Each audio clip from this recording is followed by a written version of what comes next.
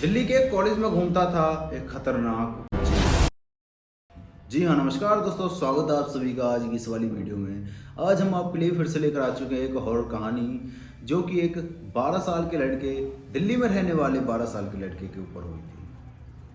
दरअसल आपको उस कॉलेज के बारे में कुछ बता दूं तो उस कॉलेज का जो नक्शा होता है, एक तरीके से मैप और स्ट्रक्चर बोल सकते हो आप।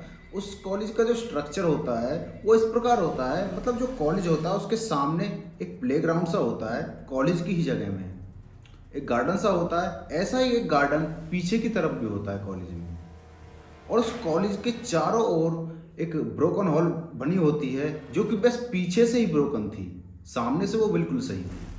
क्योंकि सबको सामने से ही देखना होता है, कॉलेज कैसा एडमिशन लेने आते हैं जो बालक बच्चे, उनको सामने से ही देखना होता है। तो उस कॉलेज में एक अंकल भी रहा करते थे, जो कि नाइट शिफ्ट ड्यूटी करते थे, सिक्योरिटी गार्ड की ड्यूटी पर। ठीक है, तो वो अंकल बहुत ही ज़्यादा अजीब व्यवहार करते थे लोगों से। वो ऐसा व्यवहार करते थे, अगर उनसे कोई पूछता था कि अंकल पीछे की तरफ गार्ड क्यों नहीं है, आगे की तरफ तो गार्ड है लेकिन पीछे की साइड गार्ड नहीं है, तो उसका उत्तर नहीं देते थे। वो अंकल किसी की तरफ देखते तक नहीं थे, और जब देखने लग जाते थे तो इतनी गंदी तरह देखते थे कि जैसे उस मानो उस आदमी को खा ही जाएंगे। ये तो हो गई कॉलेज की बात। अब बात करते हैं रोहित नाम के बच्चे की, जिसके ऊपर बड़ी सारी कहानी है, जिसके साथ एक किस्सा हुआ था। रोहित उस कॉलेज की साइड में एक कॉलोनी हुआ करती थी, वहाँ पर ही रहने वाला एक 12 साल का बच्चा था, जो कि स्कूल जाता था, स्कूल से आके ट्यूशन जाता था और 5 और 5:30 बजे फ्री हो जाता था। रोहित और उसके दोस्त 5 और 5:30 बजे के बीच पीछे की तरफ जो कॉलेज का बैकवर्ड इलाका था, वहाँ पर क्रिकेट खेलने आया करते थे। वो डेली क्रिकेट खेलते थे। तो जैसा कि मैंने आपको बताया कि जो सिक्योरिटी अंकल थे वो बहुत ही ज़्यादा अजीब तरीके का व्यवहार करते थे लोगों से। कभी कभी उन बच्चों को बहुत ही ज़्यादा डांट दिया करते थे और भगा दिया करते थे, लेकिन कभी कभी उन बच्चों को खेलता हुआ देखते और मुस्कुरा दिया करते थे। मतलब इतने ज़्यादा अजीब व्यवहार करते थे वो लोगों से। तो उन बच्चों के साथ ऐसा ही चलता रहा। वो खेलने आते थे, अगर कोई खेलने देता था तो वो खेल के चले जाते थे, ना तो पहले ही भाग जाया करते थे। अब ऐसा ही कुछ उनके साथ होता है कि वो आने में थोड़ा लेट हो जाते हैं। वो 7 और 7:15 के टाइम पर वो आते हैं, लेकिन उनमें से कई बच्चे कहने लगते हैं कि नहीं नहीं, खेल के चलेंगे, थोड़ा बहुत तो खेल के चलेंगे ही। मतलब एक तरीके से वो लत लगी थी उनको क्रिकेट की, तो वो थोड़ा बहुत गेम खेलने लगते हैं। लेकिन उनमें से एक बच्चा बहुत तेज बॉल को हिट कर देता है, और वो बॉल कॉलेज के कोने में जाकर लगती है, जहाँ पर बिल्कुल अंधेरा था। दरअसल उस कोने में कॉलेज का टूटा फूटा सामान भी रखा जाता था। तो वहाँ पर वो बच्चे बॉल ढूंढने लगते हैं। अंधेरा बहुत ही ज़्यादा था, लेकिन हल्की सी आवाज़ आती है किसी के आने की। वो जब देखते हैं तो देखा जाता है कि जो सिक्योरिटी गार्ड अंकल है वो उनकी तरफ भागे आ रहे हैं। तो वो बच्चे वहाँ से भाग जाते हैं, मतलब कॉलेज के बाहर चले जाते हैं। अब कॉलेज के बाहर जाते जाते एक लड़का कहता है कि इस सिक्योरिटी गार्ड का कुछ तो करना पड़ेगा भाई। उनमें से एक लड़का और था जो कहता है कि ऐसा करो, अब तो यहाँ से हम चलते हैं, 8 सवा 8 का टाइम था, अब तो यहाँ से हम चलते हैं, लेकिन 12 बजे उल्टे आएंगे और यहाँ पर जो हमारी बॉल है उसको लेके जाएंगे और इस सिक्योरिटी गार्ड अंकल को सबक सिखा के जाएंगे। तो उसके बाद वो अपने घर चले जाते हैं, और रात के 12 जैसे बजते हैं तो रोहित तो अपने घर से बाहर निकल आता है। लेकिन छोटे छोटे बच्चे थे तो उनके घर वाले नहीं जाने देते। जो उस रोहित के दूसरे फ्रेंड्स थे वो उनको बुलाने के लिए जाता है, लेकिन किसी की मम्मी मना कर देती है, कोई सो गया होता है, किसी को पहले से ही डर लग चुका था। तो रोहित सोचता है कि अगर मैं अकेले ही बॉल लेने जाऊं और उस अंकल को भी सबक सिखा के आ जाऊं, वो सोचता है कि मेरी बच्चों में हवा भी बन जाएगी कि मैं कितना बहादुर हूँ, रात के 12 बजे कॉलेज से बॉल लेके आ गया और उस अंकल को भी सबक सिखा दिया, उसकी नौकरी खतरे में हो गई, मतलब नौकरी से निकाल दिया। ऐसा कुछ उसका माइंडसेट था बच्चे का। तो रोहित कॉलेज की तरफ बढ़ने लगता है, उसके पीछे पहुंच जाता है।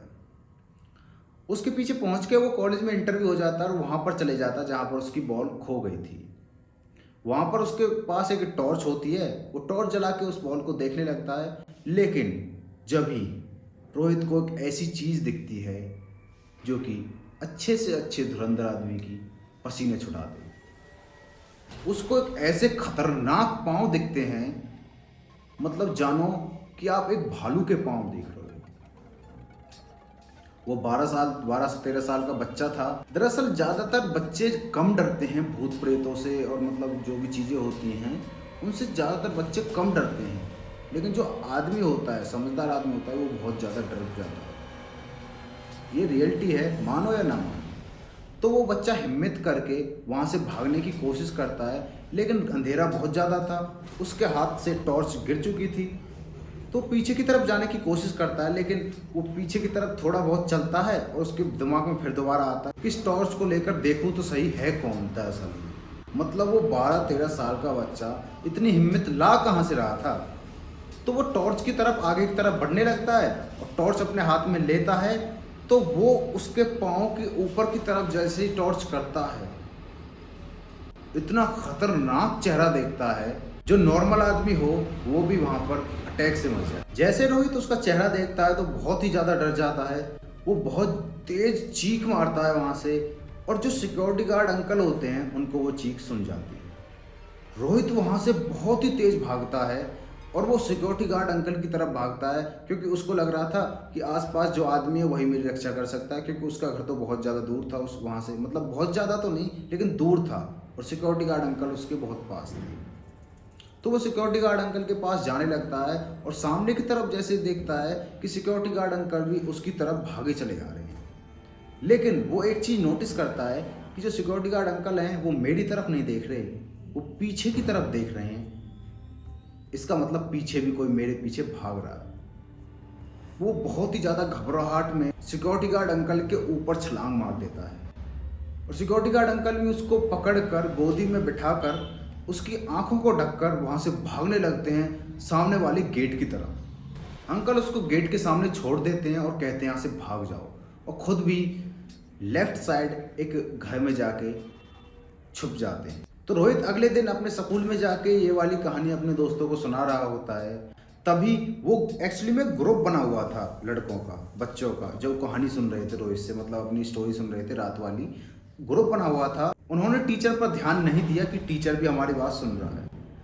उसने पूरी बात बताई रोहित ने अपनी दोस्तों को, तो वो बात उसके टीचर ने भी सुन ली, और उसका टीचर गुस्से में उसके पास आया और कहने लगा कि तुम जानते हो कि तुम क्या कर रहे थे रात के।